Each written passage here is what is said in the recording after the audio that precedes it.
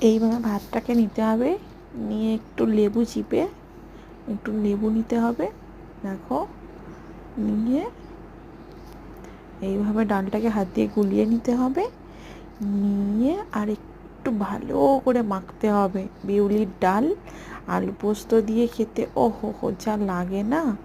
দেখো, প্রথমেই ডালটা ঢেলে নিয়েছি আর এইভাবে মেখেও নিচ্ছি, দেখো। ওফ, ঠিক এইভাবেই মাখবে কিন্তু তোমরা, এইভাবে। আর একটু ওপর থেকে আলু পোস্ত নেবে, ডাঁটা আলু পোস্ত করেছি আমি, এই দেখো, নিয়ে আর এইভাবে খেতে হবে।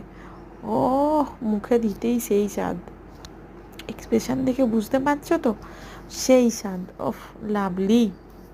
তো শনিবারে আমি খেয়েছিলাম বিউলির ডাল, ডাঁটা আলু পোস্ত। সেই স্বাদ।